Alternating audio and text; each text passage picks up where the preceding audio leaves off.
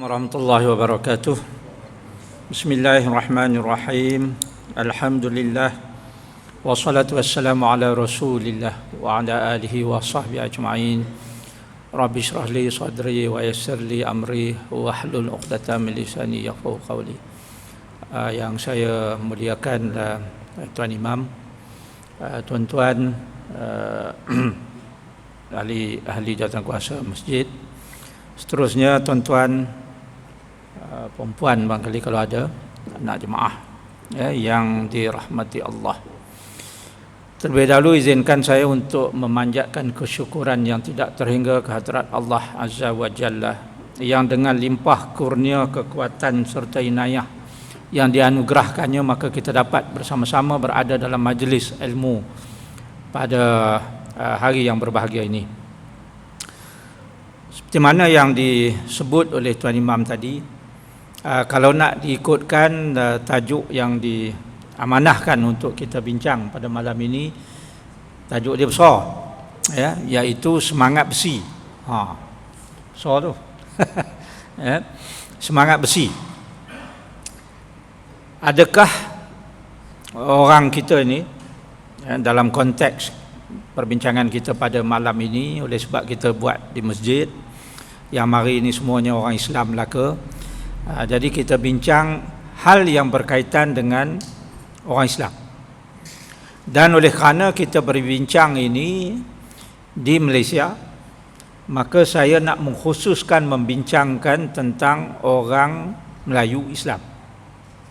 Kalau kita bincang di tempat lain, di negara lain, mungkin kita bincang secara umum lah orang Islam. Orang Islam ni ada yang Melayu, ada yang tak Melayu kan.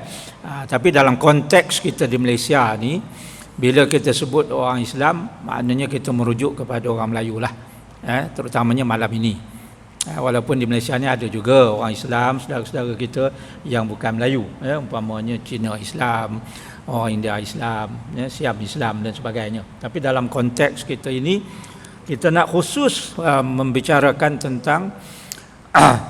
tentang semangat besi orang Melayu, semangat besi orang Melayu Islam. Sebab ada orang tertanya-tanya, apa benar orang Islam, orang Melayu itulah menguasai begitu banyak ilmu, termasuklah ilmu besi. Dia macam ini ya tuan-tuan, barangkali kerana hampir 500 tahun kita ini berada di bawah kuasa ataupun pengaruh penjajah, ramai di antara kita sudah hilang jati diri, tidak mengenal siapa nenek moyang kita, sehingga kan kita menganggap kita ini, kalau dalam istilah kita orang utara lah, kita ini lekeh sangat, kita ini leceh sangat, seolah-olah kita ini tidak ada tamadun, seolah kita ini tidak tahu apa-apa, sehingga kita terlupa bahawa tamadun kita ini sudah lama. Tamadun orang Melayu di Malaysia ini sudah begitu lama. Dan kita bercakap tentang tamadun besi. Kita tak naklah bercakap tamadun yang awal lagi daripada itu, tamadun zaman batu dan sebagainya. Itu tak ada dalam skop perbincangan kita. Dan bukti demi bukti yang digali keluar dari perut bumi, yang tertanam di dalam perut bumi itu melalui aktiviti penyelidikan, excavation ataupun ekskavasi, khususnya di kawasan Sungai Batu, itu merupakan bukti hidup, bukti nyata, bukti terang bahawa sudah wujud satu tamadun besi yang besar. Dan pakar-pakar mulanya mengatakan bahawa tamadun itu seawal 500 sebelum Masihi. Tetapi baru-baru ini saya baca jumpaan yang kemudian mengatakan bahawa 700 lebih sebelum Masihi sudah ada tamadun batu. Itu tamadun yang begitu hebat, dan kemuncaknya ialah pada abad pertama ataupun abad kedua, dengan terjumpanya begitu banyak serombong-serombong relau melebur bijih besi. Jadi maknanya kalau kita nak bercakap soal semangat besi, ya, kita bercakap tentang satu ilmu yang diberikan oleh Allah Ta'ala kepada nenek moyang kita itu sudah begitu lama. Jadi malam ini saya tak mau membawa tuan-tuan dan puan-puan balik ke zaman 700 ataupun 500 BC itu. Tetapi saya nak lebih kepada membawa bukti bahawa memang kita sudah menguasai ilmu besi ini, sehingga nenek moyang kita mampu menghasilkan banyak barang-barang berguna daripada besi. Ya. Sebab Tuhan kata siapa yang menguasai besi, ia akan menguasai dunia ini. Inilah yang dibuat oleh nenek moyang kita. Menguasai besi, menghasilkan begitu banyak peralatan dan barangan daripada besi, termasuklah pada waktu itu yang paling berguna untuk mempertahankan kedaulatan negara, maruah dan agama adalah senjata. Jadi maknanya nenek moyang kita itu sudah pun menghasilkan senjata. Saya tunjuk gambar keris ni. Ramailah pula nanti kata senjata kita ni keris sajalah. Tapi itu pun salah faham sebenarnya. Ya, kita ada banyak jenis senjata, tetapi yang paling sentimental, yang paling dekat di hati kita orang Melayu adalah keris. Tapi tak bermakna kita tak menggunakan senjata lain. Jangan salah faham. Ini salah satu keris. Ini senjata-senjata Melayu. Kalau boleh dibuat penjenisan, senjata orang Melayu dulu-dulu, kita ada senjata api pun. Nanti saya akan tunjukkan buktinya.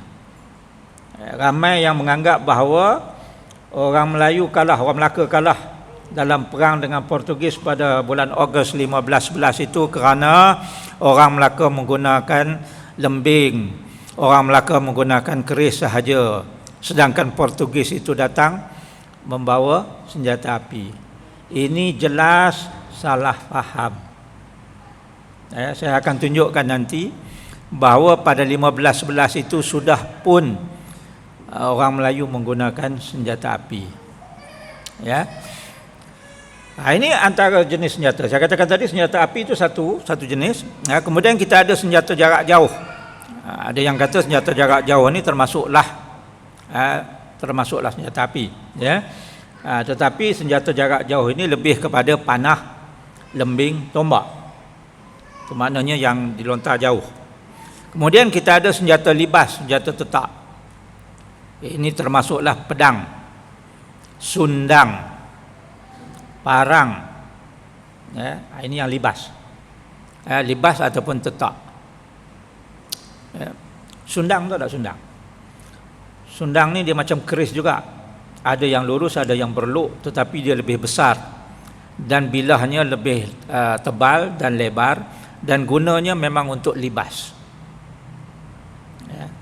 Itu namanya sundang. Ya. Pedang kita tahulah, pedang Melayu ni macam-macam. Antara yang popular di kawasan utara ni ialah pedang buaya berenang. Sebab bentuknya itu seolah-olah buaya sedang berenang. Ini nenek moyang kita buat. Dan satu lagi bagi orang sebelah utara ni, ialah lading. Lading. Lading. Itu senjata libas, ya, sebab kita guna untuk melibas dan menetak. Satu lagi adalah senjata tikam ataupun hiris. Di bawah senjata tikam ataupun hiris ini, stabbing, ya, ataupun thrusting weapon, stabbing. Dia guna untuk tikam. Contoh keris. Keris ni kita tak libas, kita tikam. Ya. Dan juga pisau-pisau termasuklah kalau di sebelah utara ni pisau wali. Ya, paling popular pisau wali lah. Dia ada pisau-pisau lain lagi. Ya. Sonak udang, itu juga pisau, kan? Badik, itu juga jenis pisau. Itu untuk tikam dan hiris. Cuma kadang-kadang apabila kita tak berapa tahu dan kita pun tak tanya kepada orang yang tahu, ada yang buat filem pun keris diguna untuk melibas. Jadi itu maknanya tak betul lah. Sepatutnya kalau kita nak buat filem, tanyalah kepada ahli gelanggang, tanya kepada guru-guru silat kan, supaya filem kita itu betul. Ya.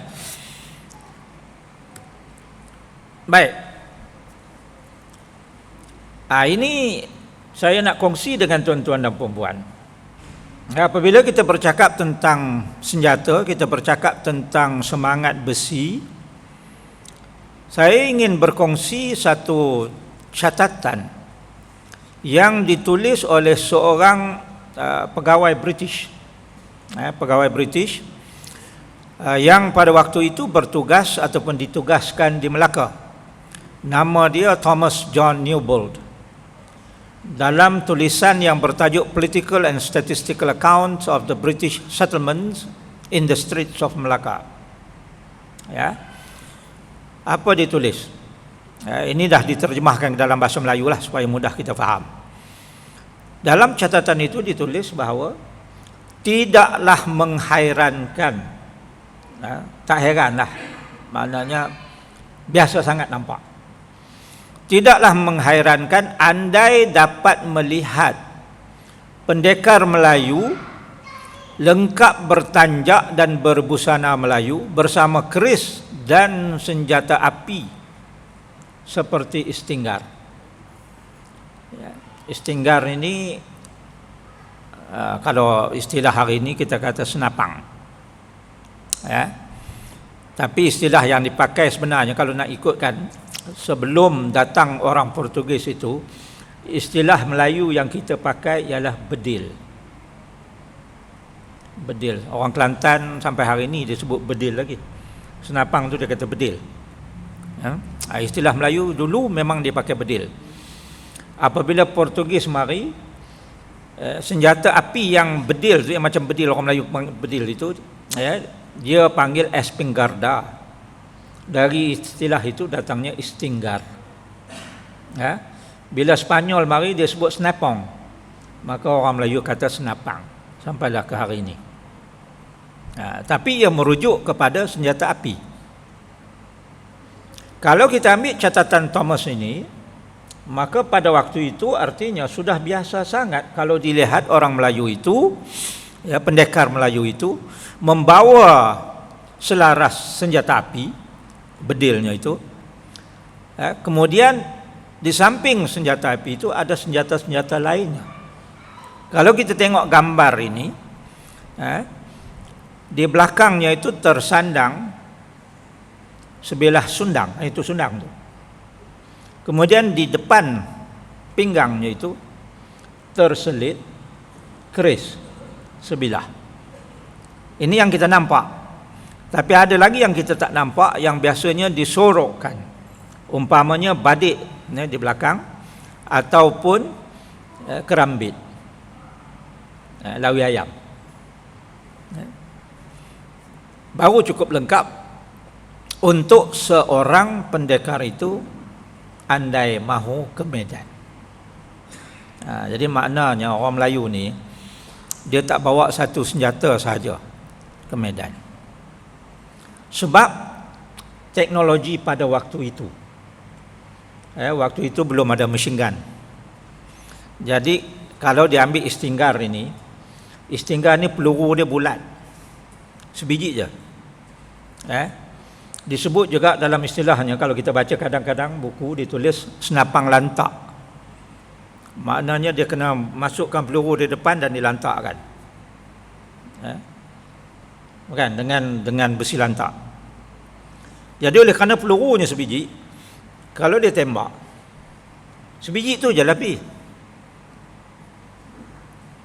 Kalau musuh ada 10 orang, 10 orang mari, dia tembak dari jauh, pam bunyi, kena seorang, 9 lagi ada, 9 lagi datang. Dan kalau dia nak masukkan peluru dan lantak semula, dia akan mengambil masa. Sebab itu senjata api ini boleh digunakan untuk menakutkan orang, untuk menggerunkan orang. Ya, tetapi dari segi praktikal ataupun tidak, memang boleh tembak orang daripada jauh, tetapi sukar untuk mengekang musuh sepenuhnya. Sebab musuh akan tetap sampai juga. Kerana itu, dia letakkan senjata api itu, maka dia ambil lembing.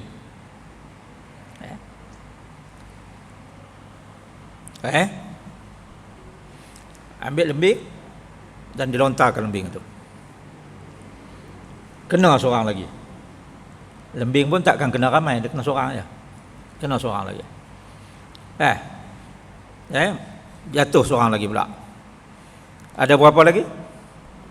8 lagi. 8 lagi mari. 8 lagi mari itu nak buat macam mana pula? Itu yang mari rapat sikit, dia ambil sundang ataupun pedang, dia libas. Mungkin 2-3 orang. Sebab dihandalkan pendekar, mungkin 2-3 orang. Mungkin sundang itu akan patah ataupun terlepas. Musuh ada lagi. Dia pun akan mengelak masuk bawah rumah. Bila masuk bawah rumah dengan tiang berceragah, apakah senjata yang paling sesuai? Nak libas tentu tak ada space, tak ada ruang sebab tiang rumah banyak. Jadi di tempat yang sempit begitulah nenek moyang kita mencipta senjata yang paling sesuai untuk bertikam. Sebab tu kalau kita tengok dari sudut penguasaan ilmu besi ini, orang kita melihat kepada praktikal tidaknya. Kita tak perang macam Arab perang. Arab perang dia berdepan ramai-ramai begitu sebab dia berperang di padang pasir. Kita tak ada padang pasir. Arab perang di gurun. Gurun dia padang pasir. Kita pergi gurun sini banyak hutan. Kan? Ataupun kita lawan bawah rumah semacam saya katakan tadi. Bawah istana. Atas dek kapal. Atas kapal pun dengan tali macam-macam. Jadi ruang itu susah. Orang barat pun berperang di padang rumput. Kan? Dia punya battlefield itu adalah padang. Kita tak. Tambah kalau masuk hutan. Lagi tak nampak, gelap.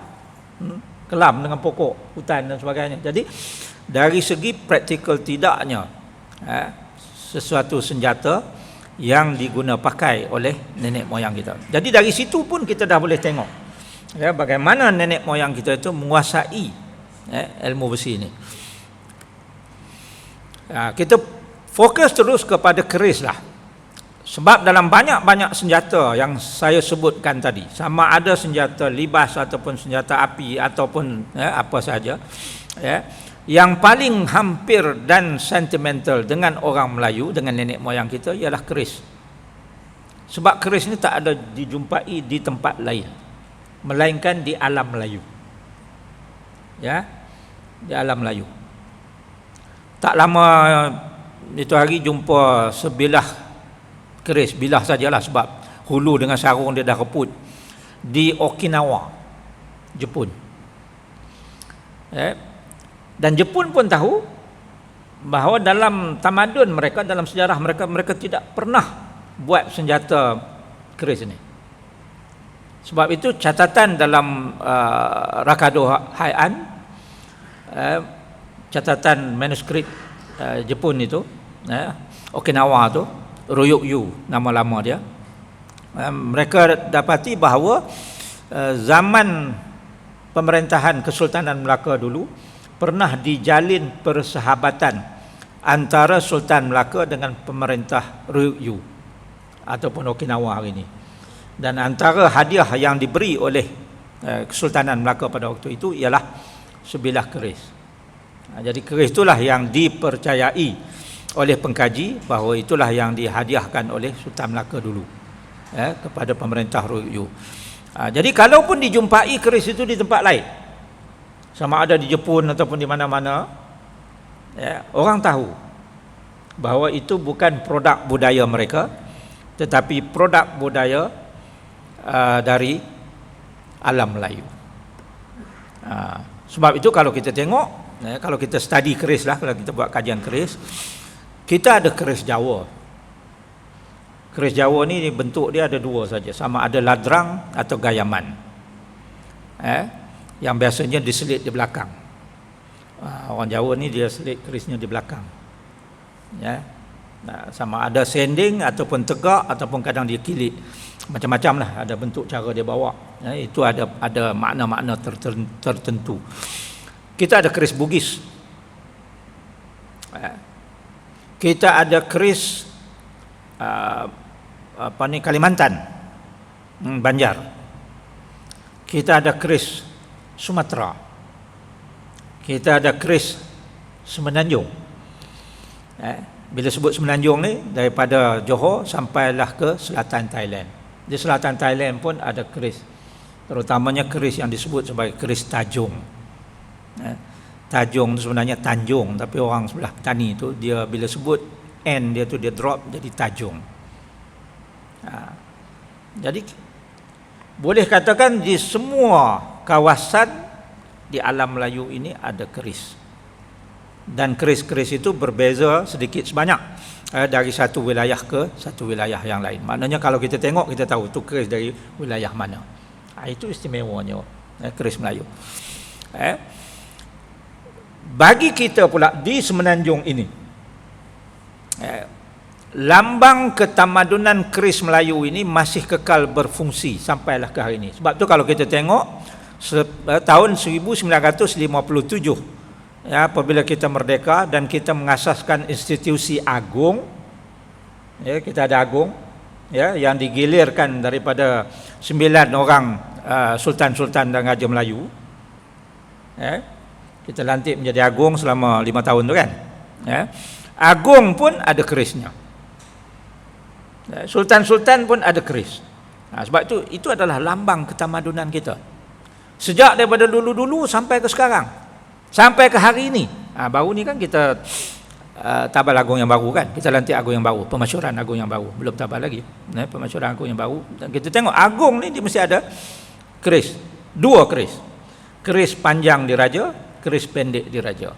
Dan kebanyakan sultan-sultan lain di negeri-negeri pun ada 2 keris juga.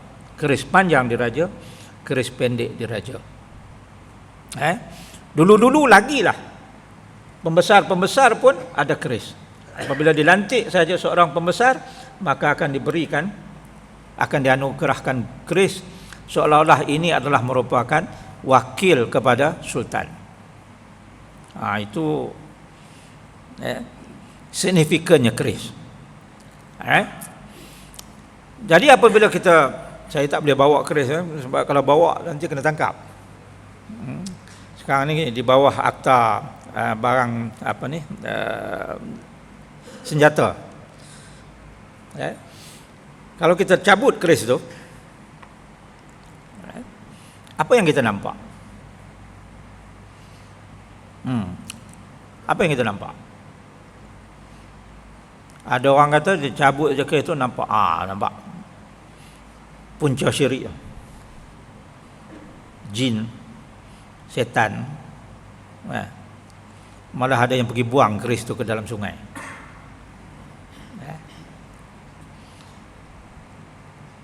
Bila saya cabut keris itu, yang saya nampak adalah sains dan teknologi.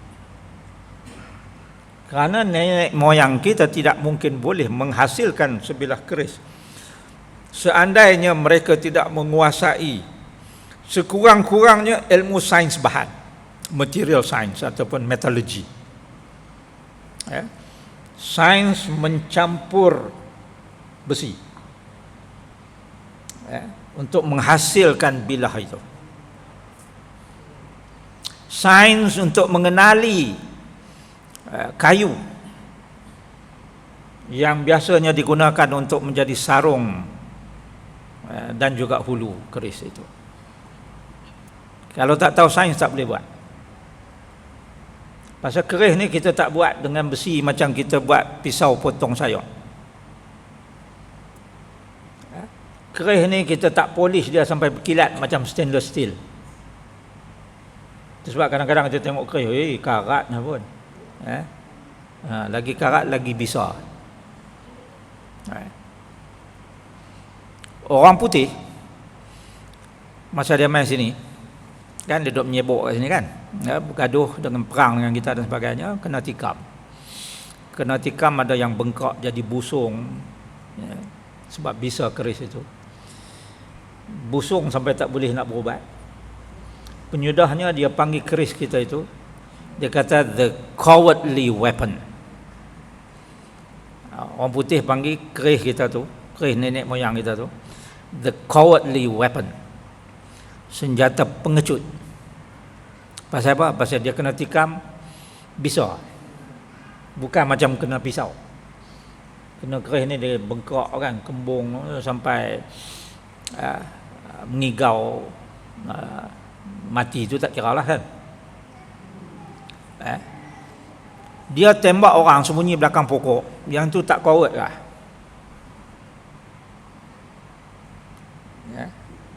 Korang-korangnya keris ni tak boleh baling, orang tak pernah baling keris ni.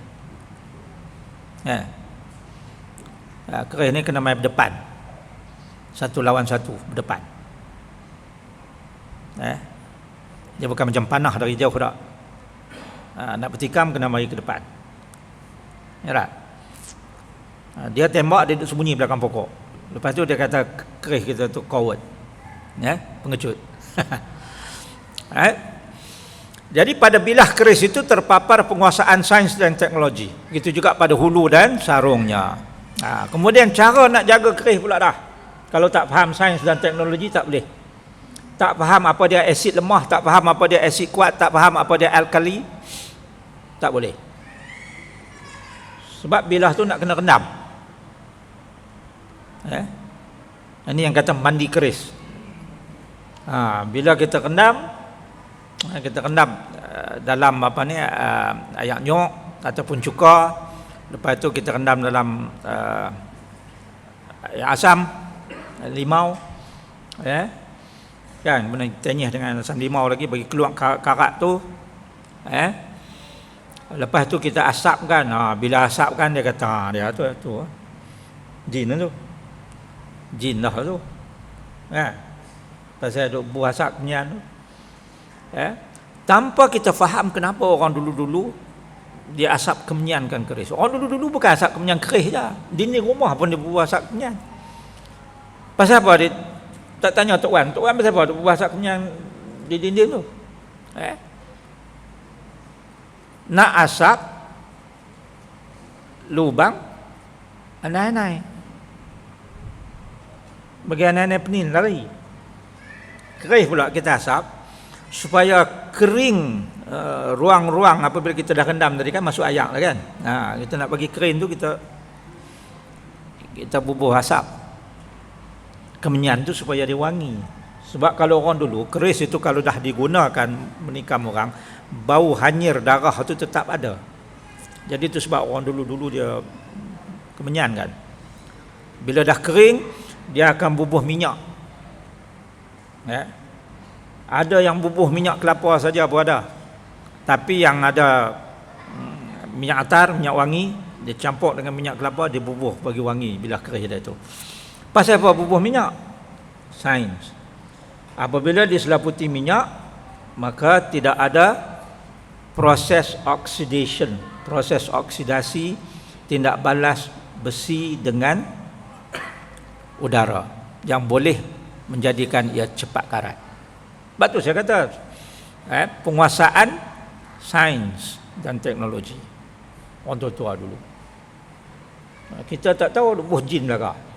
Jin tu jin belaka. Kesian kat orang Melayu ni sebenarnya.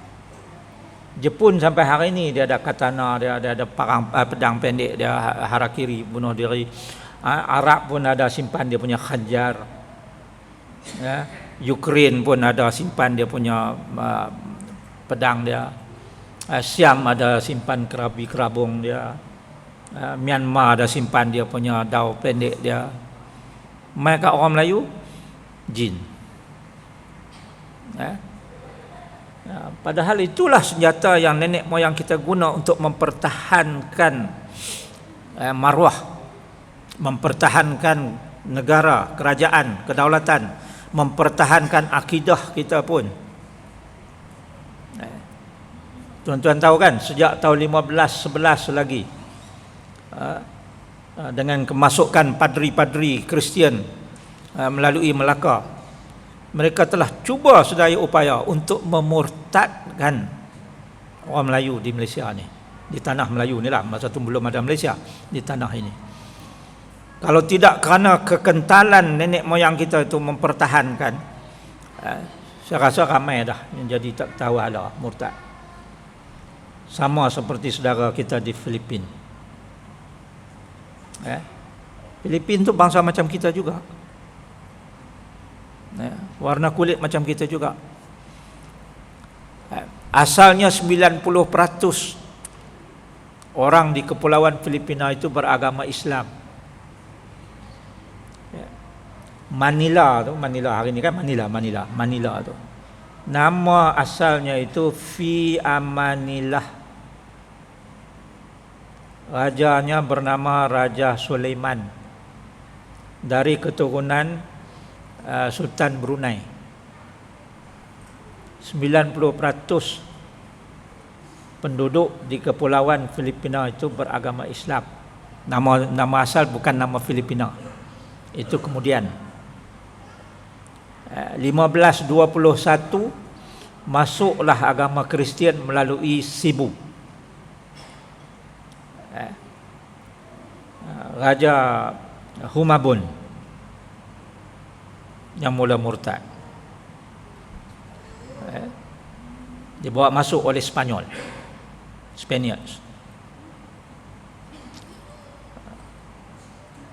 50 tahun kemudian, 1571, Spanyol bersama dengan orang-orang tempatan yang sudah pun menjadi Kristian Katolik mengepung Fi Amanillah, mengepung kota ataupun kubu Raja Sulaiman. Akhirnya Raja Sulaiman pun tewas dan seluruh Filipina itu pun jadi murtad. Sampai hari ini Islam hanya tinggal 5% sahaja. Itu pun di selatan, di pulau-pulau selatan, Mindanao, Sulu, Palawan. Itu saja yang tinggal. Dan kita bersyukur banyak kerana nenek moyang kita itu kental jiwanya, kuat imannya. Cubaan dan dugaan datang macam mana pun kita masih lagi mempertahankan. Ini kita guna macam-macam senjata, antaranya termasuklah keris ini.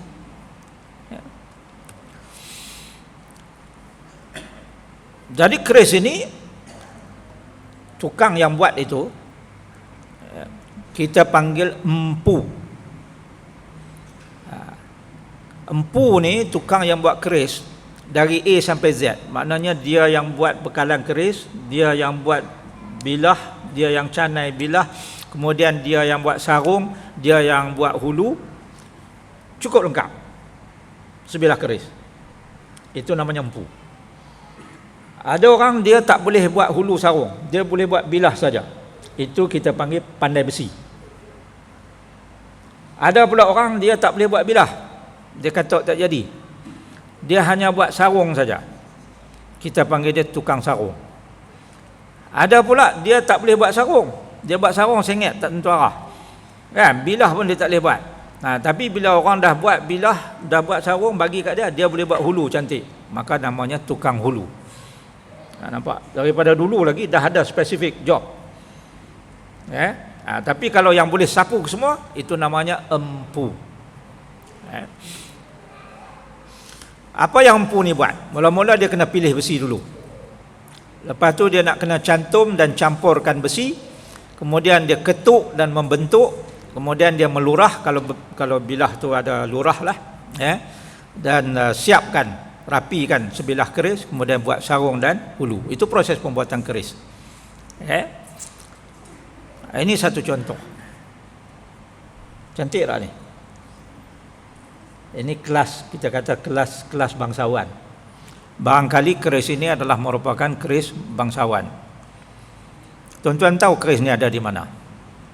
Ini gambar yang kita ambil daripada sebilah keris di Tropen Museum, ya, di Belanda. Ada berapa bilah keris kita di Belanda? 1000 lebih. 1000 lebih. Belanda punggah bawa balik 1000 lebih. Hari ini disimpan di Tropen Museum. Di Museum Austria. Bukan Australia, Austria. Di Museum Austria tu ada 1000 lebih bilah juga. Di Buckingham Palace, istana tempat tinggalnya hari ini King Charles dengan Queen Camilla, ada 30 lebih. Di Kent Weaponry Museum, United Kingdom, ada 30 bilah lebih. Jadi keris kita ni dah bertebaran ke seluruh dunia. Saya nak tanya tuan-tuan yang ada di sini, katalah satu hari kita ni naik kapal terbang ataupun naik kapal lah, kita pergi Afrika kan. Pergi Afrika, kita jumpa lah senjata orang Afrika tu, pisau, lepas tu kayu bengkok macam golf tu kan lah. Agak-agak kita nak kutip buat balik ke tak? Nak kutip buat balik tak kayu tu? Kayu tu dia katuk sama dia kan, katuk kepala sama dia. Kita nak kutip buat balik tak? Ini membawa kepada persoalan, kenapa orang Barat begitu berminat untuk mengambil senjata kita dan bawa balik ke sana? Kalaulah senjata itu tidak istimewa, tidak menarik, tidak ada rahsia di sebaliknya. Nak azan dulu kan? Itu signal azan kan? Nak azan dulu kan? Tak mau azan? Itu bila itu tak mau azan. Baik, kalau tak mau azan saya teruskan dulu ya. Apa istimewanya keris itu sehingga mereka bawa balik? Tuan-tuan dan perempuan tahu, saya nak sebut di sini, nak kongsi dengan tuan-tuan dan perempuan. Forum tahu kan forum ya? Forum secara rasmi membincangkan keris dan senjata Melayu, ya, di kota London. Kali pertama dibuat pada tahun 1935. The forum ni, the first forum on keris and the Malay weapons, dibuat di kota London. Siapa yang buat, siapa yang anjur? Dianjurkan oleh Gerald B. Gardner dan juga rakan-rakannya, A.H. Hill dan mereka yang meminati keris. Tahun 35 orang putih buat forum bincang keris kita. Kalaulah keris itu tidak ada istimewanya, buat apalah susah-susah orang putih tu buat forum? Kan ada banyak benda lagi dia boleh fikirkan. Tapi dia bincangkan keris. Tahun 36 Gerald Gardner menerbitkan buku kerisnya yang pertama yang bertajuk Keris and Other Malay Weapons. Begitulah, lepas daripada itu ramai lagi keluarkan buku. Ya. Itu baru cerita keris itu dah nak habis lah waktu. Ya tak?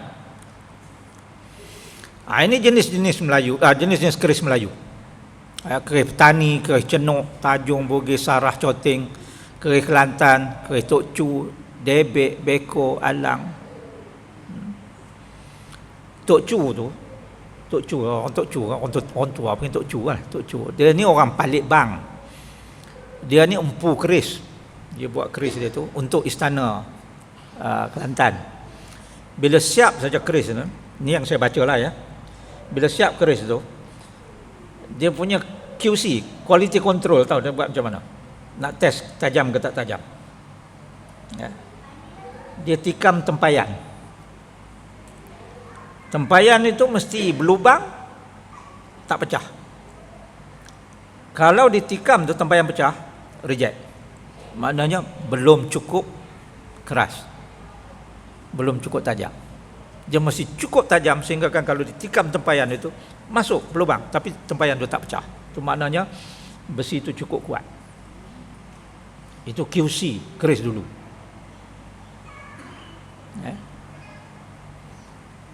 Kemudian Terengganu ada Melela, ada Bugis. Melela ni keris yang ada alur dia tu. Orang tua buat keris alur tu sebab bila dia ada alur, kalau ditikam, ya, lubang tu jadi besar.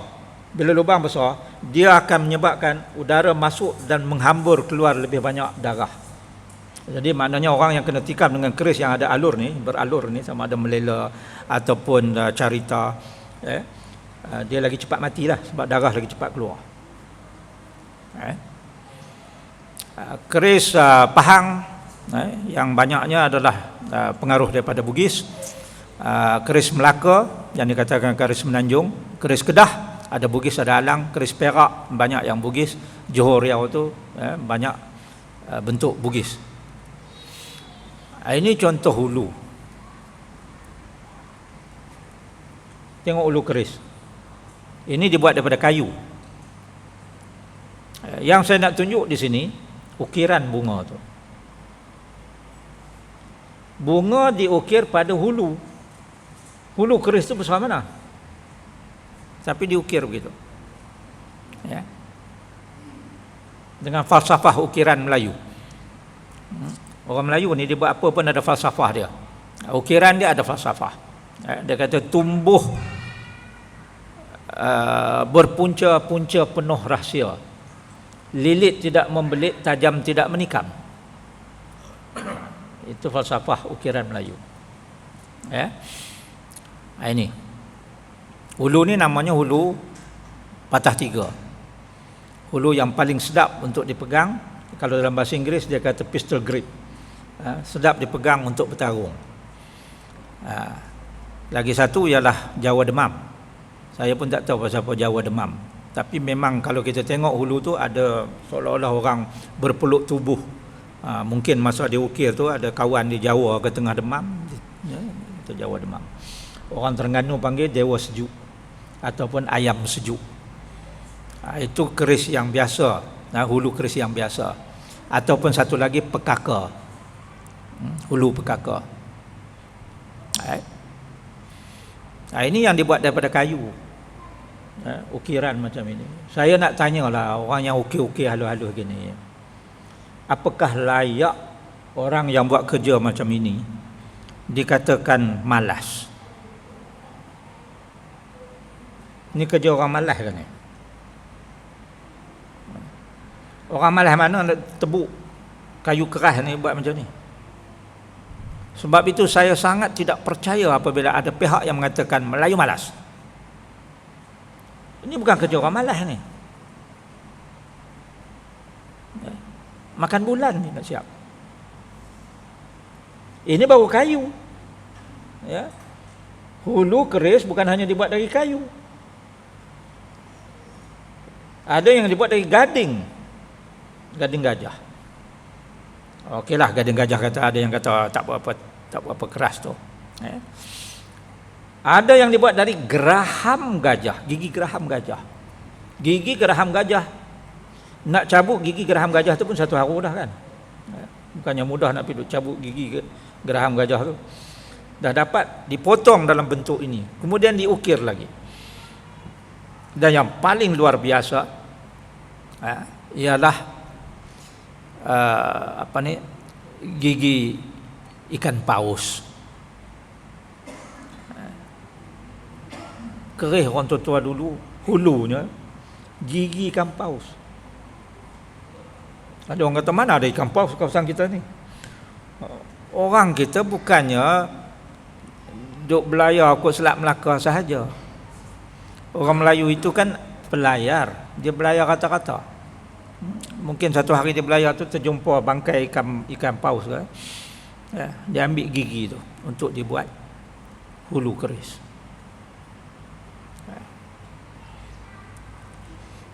Ini bahagian-bahagian pada bilah keris lah. Ini saya tak nak cerita panjang. Kalau cerita ini sampai pagi esok. Tapi saya nak sebut ya, nomenclature, penamaan. Setiap bahagian pada keris itu walaupun kecil ada namanya. Ada nama dia. Bibir gajah yang mana, lidah gajah yang mana, belalai gajah yang mana, janggut yang mana, kembang kacang mana. Setiap bahagian tu ada nama. Sebab tu saya kata keris adalah epitome, puncak kebijaksanaan orang dulu, penguasaan besi dulu. Ini yang berlurah tadi. Yang berlurah yang saya kata tikam banyak keluar darah tu. Ada alurnya, ada lurahnya,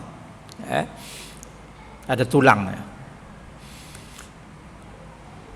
Nah, apa istimewanya keris? Keris adalah sains Melayu. Tadi saya dah sebut, kalau kita kaji betul-betul keris itu banyak rahsianya, daripada pembuatan sampailah kepada penjagaan. Cara kita menempa keris ini tidak jauh beza daripada cara orang Damsyik menempa pedang. Apabila dia campur besi itu, corak yang terbentuk, kita di sini sebut pamor. Ya. Saya tak pasti orang Damsyik dia sebut apa, tapi orang putih sebut, dia kata Damascus iron, mengambil nama tempat itu. Saya rasa 5-6 tahun yang lepas, saintis Jerman, mereka mengambil pedang yang diguna pakai oleh tentera salib, tentera Salahuddin Al-Ayyubi yang melawan tentera salib, untuk dikaji bagaimana pedang ini boleh begitu tajam dan kukuh sehingga boleh menembusi baju besi tentera salib. Jadi orang putih ni dia fed up kan, sebab baju besi dia tu boleh ditembusi dengan pedang daripada tentera Salahuddin ini. Maka mereka kaji saki-baki pedang yang mereka dapat tu, dikaji. Apa yang dia jumpa? Di bawah mikroskop berkuasa tinggi, pada bilah mata pedang itu dijumpai susunan carbon nanotubes. Ini saya baca dia punya laporan. Dia kata dijumpai carbon nanotubes. Macam mana penempa-penempa di Damsyik pada waktu itu boleh menyusun carbon nanotubes pada bilah mata pedang, sehingga kan bilah mata pedang itu jadi cukup kukuh, tak mudah sumbing, dan boleh tikam, tembus baju besi tentera salib melalui proses penempaan, dan kemudian disebut quenching. Quenching ni apa? Sepuh. Kalau orang kita kata sepuh. Kan orang tua kita, dia buat parang, dia buat pisau, dia buat keris, dia sepuh. Bila dah siap, dia bakar dulu, lepas tu terus masukkan dalam air sejuk. Tukang di perlis dia sebut ini sebagai, dia kata besi terkejut. Ada seorang tukang di perlis tu, Cik Din tu, saya tanya dia kata besi terkejut. Saya kata pasal apa besi terkejut? Sebab dia panas, lepas tu kita terus sejukkan dia. Bila terus sejuk secara mengejut itu, molekul-molekul itu dia terus mampat dan dia jadi keras. Sebab itu proses sepuhan adalah proses mengeraskan besi. Dia jadi lebih keras daripada biasa. Ini semuanya kita tak mungkin boleh buat kalau nenek moyang kita tidak menguasai sains dan teknologi. Jangan kita anggap lekeh walaupun dia orang tu tak masuk universiti. Memanglah tak ada universiti masa tu. Tetapi mereka punya pemikiran jauh lebih baik Ya. Yang keduanya teknologi. Tadi itu sains, ini teknologi. Macam mana orang dulu dia boleh tahu takat lebur besi, jangka suhu tak ada. Dengan melihat pada warna api dia tahu.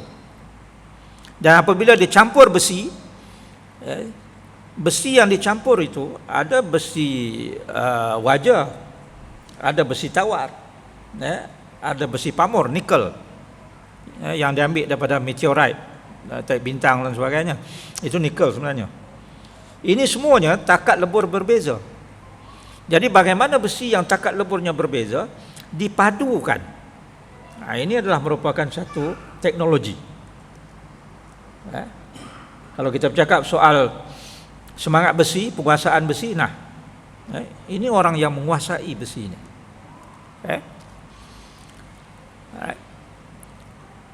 Paling kurang 3 jenis besi dicampur.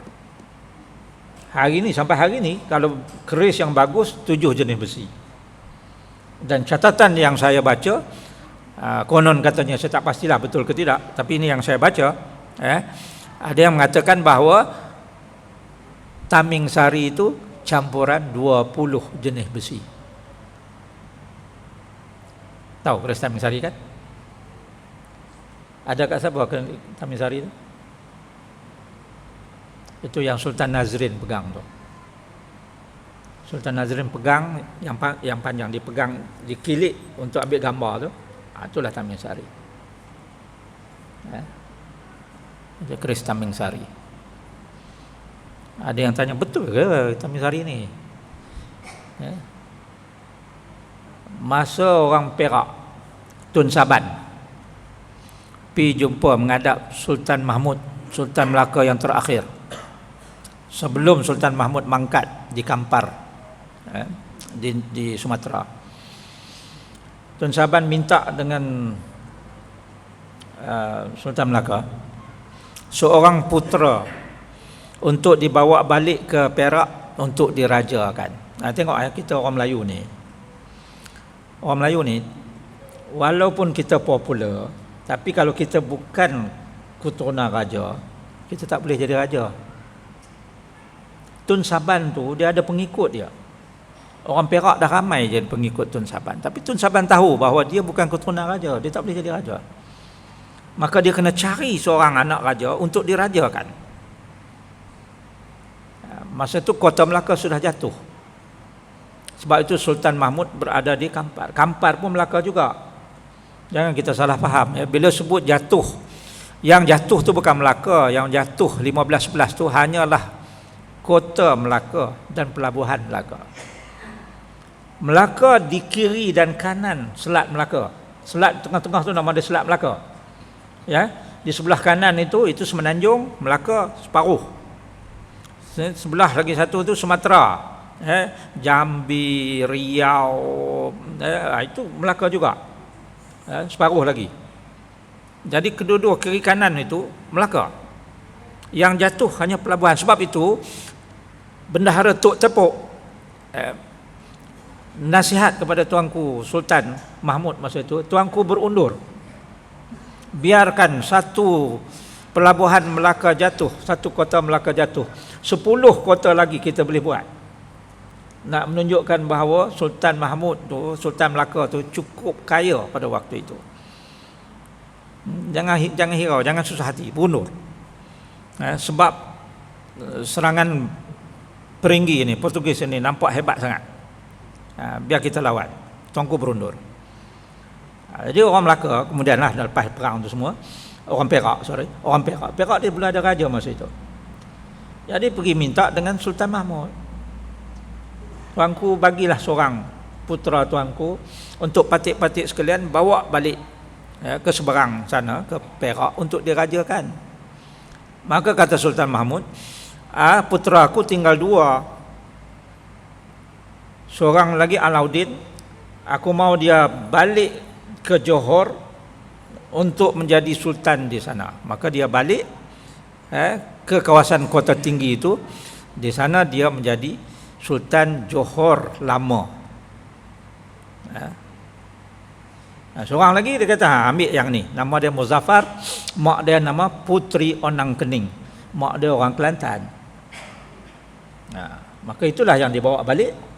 Dan dia bagi tahu pula, dia kata, Muzaffar, oleh kerana kamu ni nak dibawa balik oleh orang-orang Perak ni untuk dirajakan, maka kenalah ada alat-alat kebesaran. Antara yang disuruh bawa balik bersama dalam rombongan itu ialah pedang Cura Simanja kini, tu yang Sultan Perak tu pegang tu, dan juga keris Taming Sari. Satu lagi tu yang geliga embun tu, yang dikucup oleh Sultan. Itu yang dibawa balik. Jadi keris tu lah, keris Taming Sari tu, keris yang dulunya digunakan oleh Hang Tuah. Ada yang kata Hang Tuah dah buang dalam sungai dah. Pasal apa dia nak buang dalam sungai? Itu hak kerajaan, diberi oleh Sultan kepada dia. Nah, Tuah kau gunakan yang ini, sebab Tuah berjaya mengalahkan pendekar Taming Sari Jawa tu, Majapahit tu. Itu bukan keris Hang Tuah, itu keris kerajaan. Keris Hang Tuah namanya Parung Sari. Tapi dah Sultan suruh guna yang itu, maka dia guna yang itu. Bila dia dah tak larat dah, ada yang kata dah dekat 80 umur dia dah, dia nak berhenti dah, tak larat dah kan, nak pencen dah, maka diserahkan balik, diberikan kepada anak angkat dia tu, Hang Nadim. Hang Nadim tu anak Hang Jebat, anak angkat kepada Tuah. Bagi keris ni, ambil bagi balik kat Sultan, aku dah nak pencen, tak maulah, tak larat. Jadi kalau nak tengok keris Taming Sari tu, tengoklah yang ada di tangan Sultan Nazrin. Ramai orang kata jiran dia pun ada sebilah Taming Sari. Tu lantaklah, saya tak tahulah itu betul ke tak.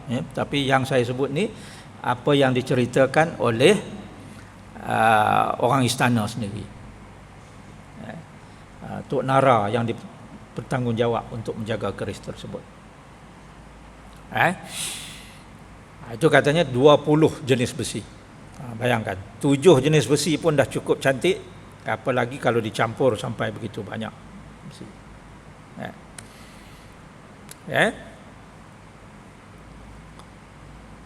Saya nak lajukan sikit. Falsafah ni memang banyaklah, macam-macam. Orang putih ni bila dia takut dia duk kena tikam tu, satu ketika di tak semua tempat, tak semua negeri, tapi ada negeri-negeri yang orang putih punya advisor ni sangat berpengaruh, dia mengeluarkan arahan supaya orang Melayu tak boleh buat keris. Siapa yang buat keris akan dikenakan hukuman. Jadi satu ketika orang Melayu tak buat keris lah. Dia buat apa? Dia buat badik. Sebab bilah keris dengan bilah badik itu, besi itu sama aja, campur besi itu sama, cuma bentuk saja berbeza. Dan dari segi bisa ni sama aja. Ketika orang putih jadi serba tu juga, tak tentu arah kat jadinya.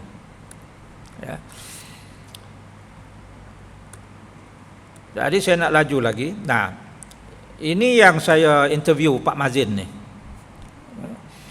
Ini tukang, dah tua dah sekarang ni, dia tak larat dah. Tukang keris yang membuat keris untuk Istana Perak di Bukit Candan. Saya pergi interview dia masa saya buat kajian pasal keris dulu. Dia pun susah hati sebab tak ada anak yang nak ikut, yang berminat. Jadi khawatir tukang-tukang keris kita tak ramai dah. Di Semenanjung ni kalau semua negeri lah, kalau kita campurkan, saya rasa tak sampai pun 15 orang lah yang tinggal.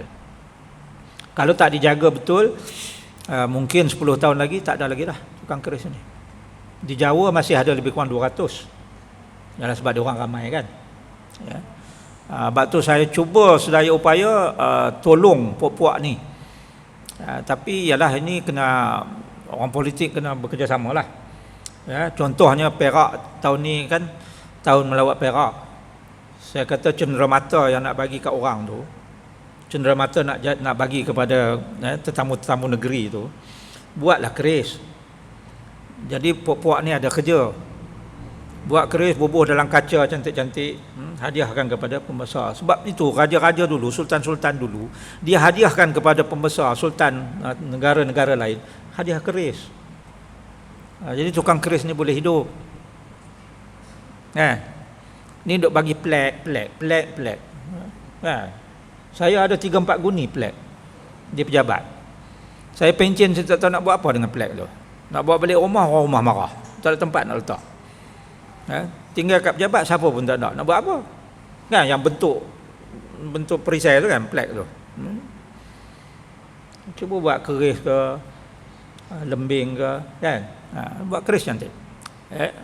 Ini Pak Mazin ni, dia keturunan generasi ke-7 Daeng Sedili, Bugis, yang dia bawa masuk daripada Sulawesi, daripada Bugis masuk ke Bukit Candan. Gunanya untuk membuat keris untuk istana. Ini keturunan dia orang, yang menguasai ilmu ini. Ini yang saya katakan tadi, tengok warna api pun dia tahu, dah boleh ketuk. Tengok warna api pun dia tahu, dah boleh campur. Ini selepas diketuk dan dilipat, diketuk lipat, ketuk lipat, itu sebabnya dia jadi berpamur. Tengok warna dia. Hari ini kalau kita buat analisis ke atas besi keris itu, maka kita jumpai dalam bilah keris itu ada ferrum, besi, ada nikel, ada keluli, ada silika, ada kuprum, ada tembaga, ada emas dan sebagainya. Itu semangat besi. Bukan pisau potong sayur di dapur. Ini keris. Ini lipat potong. Itu bila dah sejuk, nampak besi baja di tengah dikapit. Alright. Ini saya lajukan. Ini diketuk lagi. Ini proses dia. Daripada besi yang dicantum itu, kemudian disatukan, kemudian dilipat, kemudian dimasukkan baja di tengah, kemudian jadi apa yang kita sebut sebagai bekalan. Yang ni bekalan. Bekalan. Di Kelantan tukang bekalan ni hari ni dah tinggal 2.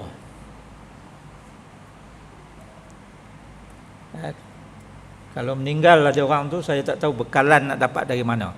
Daripada bekalan ini barulah boleh dihaluskan lagi sampailah akhirnya menjadi bilah. Hari ini dia canai pakai grinder. Kalau dulu nenek moyang kita dia pakai kikir. Bayangkan kikir nak buat macam ni. Itu sebab sebilah tu kadang-kadang 6 bulan baru siap, baru dapat sebilah keris.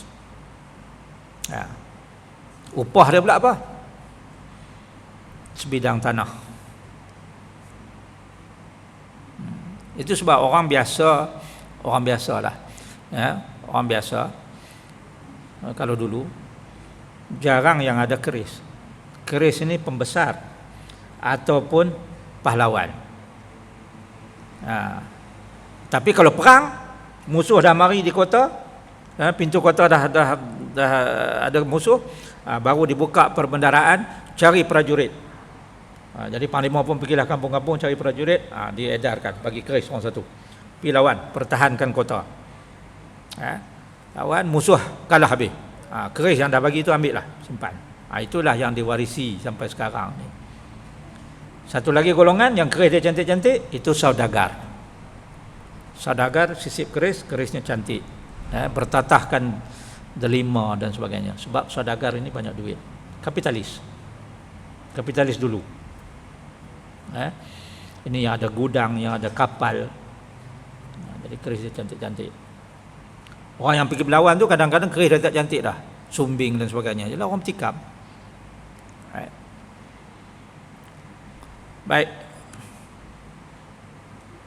Ini bekalan ni. Ini empu ni nama dia mazlan. Ini tukang bekalan. Dia pun dah melengkung lah. Ya, hari-hari duk mengetuk sampai melengkung lah dia. Ini bekalan. Ini pakai grinding. Ini sekarang ni. Itu pakai kikir. Kikir tu nak buat keris, nak buat bilah. Ini contoh pamor yang terjadi. Pamor macam lilit ubi dia panggil. Kalau orang Jawa dia panggil itu buntil mayat. Lagi teruk. Buntil mayat ni macam ikat mayat. Kita boleh tahan lagi lah lilit ubi. Taklah ganas sangat namanya. Sepuh.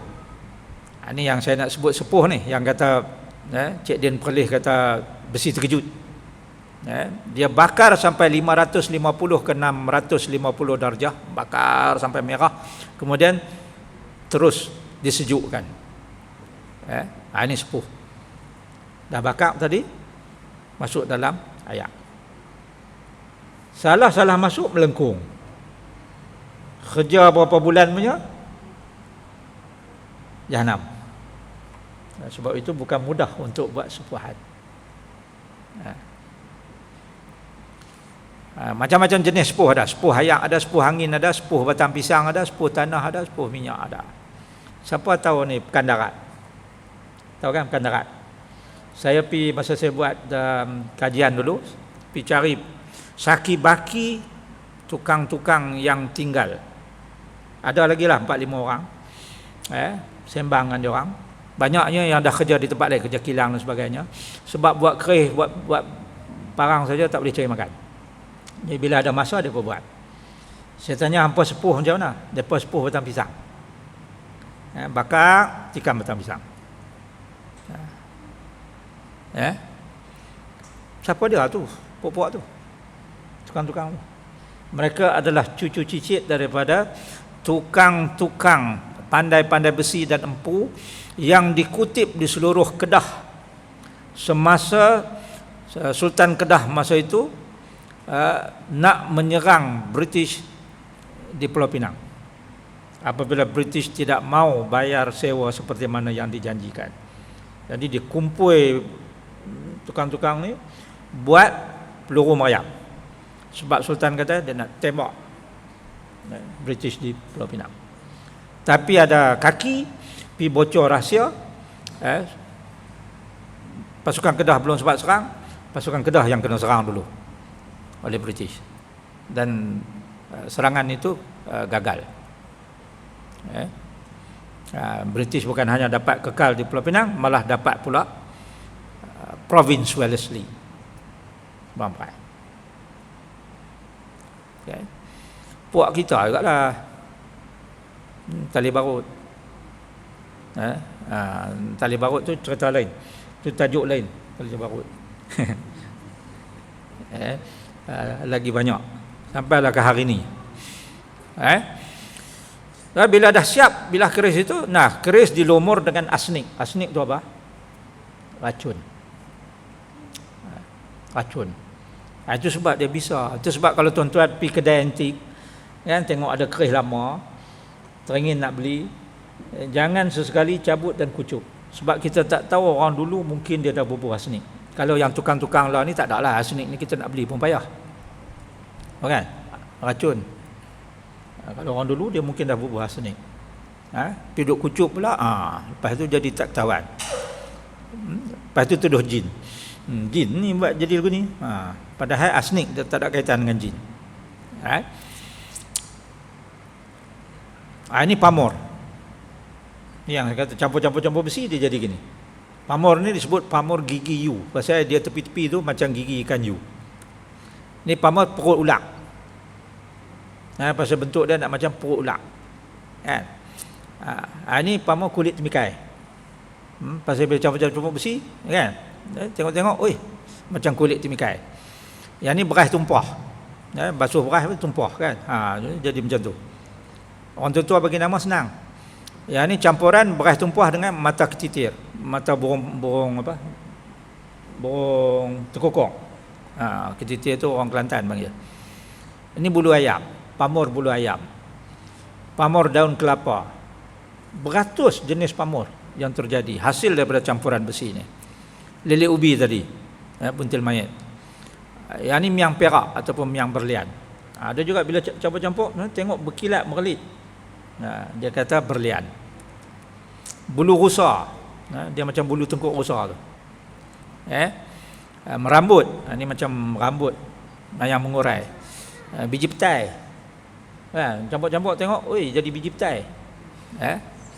Yang ni kepandaian empu menyusun besi yang lain-lain jenis tadi, dia jadi pamur tikar.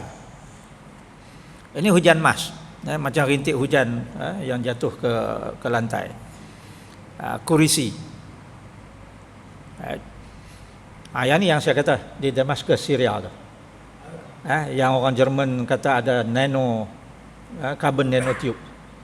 Ini mereka kaji pedang yang digunakan oleh tentera Salahuddin Al-Ayyubi.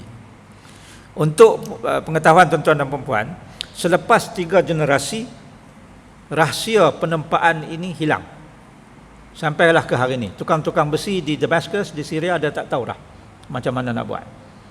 Mereka rahsiakan yang hanya diperturunkan daripada keturunan ke keturunan saja, dan sekarang dah hilang.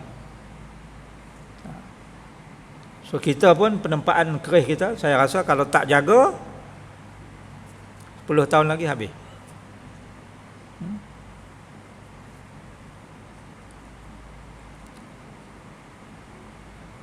Ini kayu kemuning yang paling banyak digunakan, kemuning emas.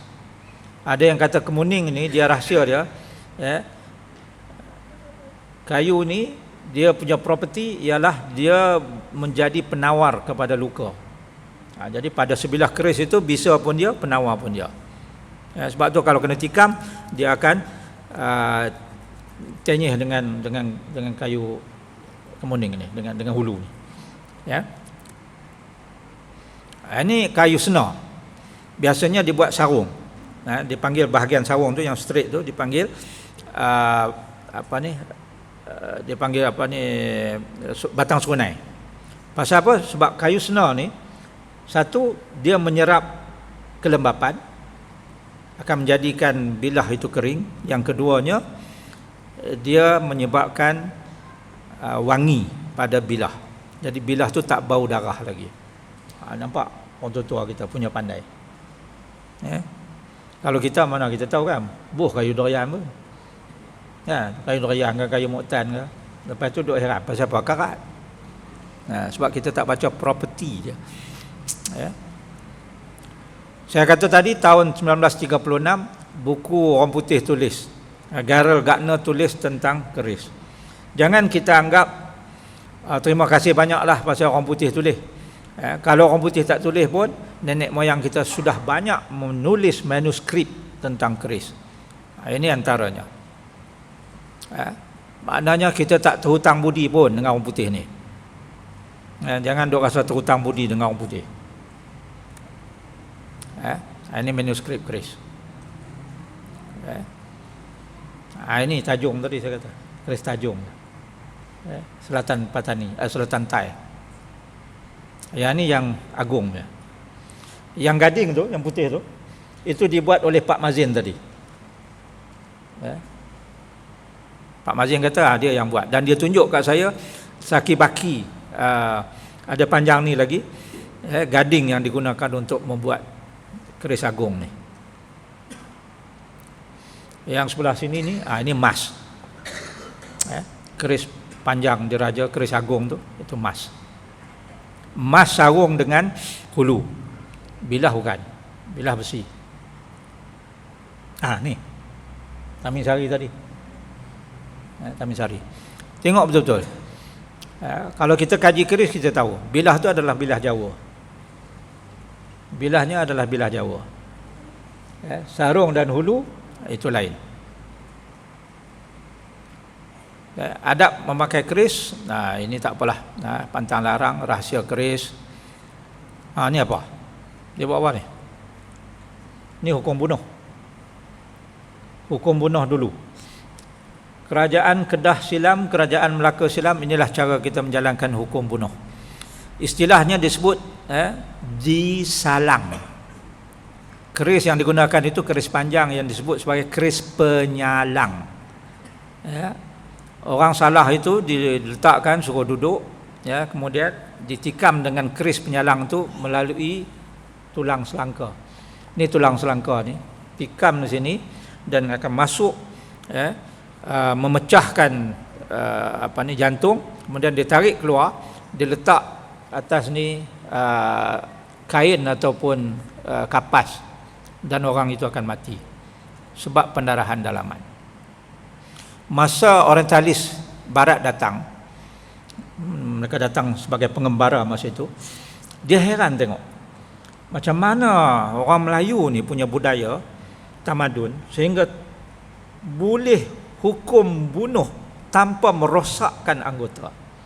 Sebab kalau di tempat dia di barat sana, kalau kata hukum bunuh, dia akan pukul sampai pecah muka, ataupun dia tolak jatuh daripada cenuram, daripada cliff, tolak jatuh, ataupun dihirih kerat habis. Kita hanya satu lubang kecil saja, tikam, tarik, dia jatuh, mati. Dan kita bagi tahu dia bahawa kita tak boleh pecahkan muka dan sebagainya, sebab nanti nak sempurna mayat payah, kan? Nak mandi mayat, nak solat apa semua payahlah. Kalau kawan tu dah kena hirih, satu hal pula nak ikat balik. Ini bukti ketinggian tamadun kita. Sampai nak bunuh pun ada cara. Baru-baru ni di Museum Warisan Melayu di UPM, saya bawa pelajar daripada Fakulti Perubatan, dan saya ceritakan tentang tikaman melalui keris penyalang daripada tulang selangka ni masuk, dan mereka hairan macam mana orang dulu boleh tahu bahawa memang ruang dalam ni kosong, boleh lalu terus senjata daripada sini terus masuk. Dia tak ada sekatan tulang dan sebagainya. Macam mana nenek moyang kita masa tu tidak ada X-ray boleh tahu anatomi dalam tubuh badan manusia. Yang tu saya pun tak boleh nak jawab. Ini contoh seorang empu di Kelantan. Apa yang luar biasa sebelum kita berhenti? Apa yang luar biasa dengan gambar ni? Dipegang dengan tangan. Nampak? Dipegang dengan tangan besi merah. Besi lepas bakar merah tu dipegang dengan tangan. Yang ini sains tak boleh beri penjelasan. Saya tak tahu. Walaupun saya orang sains. Saya belajar sains, saya orang sains, tapi sains tak boleh nak explain yang ni. Beyond sains.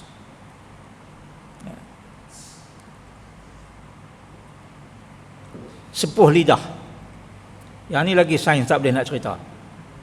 Dia bakar merah-merah, tadi saya katakan sepuh angin, sepuh batang pisang, sepuh apa. Hak ni dia jilat. Yang ni minta maaf, sains tak boleh nak terangkan. Saya tak tahu. Mungkin ke depan ada saintis yang boleh explain. Silakan. Saya tak erti. Jadi tuan-tuan dan perempuan, dah 9:30 kita nak kena berhenti. Kalau nak cerita panjang banyak lagi, sampai ke pagi pun tak habis cerita. Ini dulu secebis yang saya nak kongsi dengan tuan-tuan dan perempuan tentang semangat besi, ataupun penguasaan ilmu besi oleh nenek moyang kita. Nah, bila kita cerita macam ni, saya tidak sesekali berhasrat untuk menjadikan tuan-tuan dan perempuan kehairanan, ataupun lepas ni balik pakat khayal, kita punya nenek moyang itu dah tinggi, dia punya tamadun. Bukan itu hasratnya. Hasratnya nak menjadi pencabar kepada kita. Kalau nenek moyang kita itu boleh sampai tahap itu, sepatutnya dengan teknologi yang kita ada, kita paling kurang pun, paling lekeh pun sama tara dengan nenek moyang kita, ataupun sepatutnya lebih baik lagi. Soal persenjataan umpamanya, Saya baru jumpa dari kajian saya satu syarikat saja, Malinov nama dia. Syarikat budak-budak Melayu yang buat senjata api. Dia buat pistol macam Glock. Ada gambar dia tapi saya tak bawa hari ini. Sebab soal senjata jangan kita buat main. Ini yang saya ambil daripada nenek moyang kita. Barang siapa yang mahu hidup dalam aman, maka hendaklah dia sentiasa bersedia untuk berperang. Tengok apa yang jadi kepada saudara-saudara kita di Gaza, dan malam tadi di Rafah. Bayangkan kalau kita tidak ada senjata. Bayangkan kalau kita tidak ada senjata, dan kita berada di tempat saudara-saudara kita Palestin ini. Dengan apa kita nak lawan? Sebab tu orang tua-tua kita dia dah buat dah. Zaman dia itulah senjatanya. Dan zaman kita sepatutnya kita mempunyai senjata kita sendiri. Ini jangankan senjata, orang tutup Facebook pun kita dah bengong dah. Sebab kita tidak menguasai teknologi kan. Nampak tak? Jadi sebab itu orang Melayu, orang Islam di Malaysia khususnya, tolonglah beritahu anak-anak kita ni ikutlah aliran sains. Saya bila baca laporan hanya 12.5% sahaja murid yang nak mengikuti aliran sains. Saya kata ini bala. Bala bagi orang Islam, bala bagi orang Melayu. Tok guru pesan dia kata apa? Dia kata dengan sains hidup jadi mudah, dengan seni hidup jadi indah, dengan iman hidup jadi terarah. Dengan sains hidup jadi indah, jadi mudah. Jadi kalau sains tak tahu, hanya 12% saja nak ambil sains, siapa nak buat senjata ni?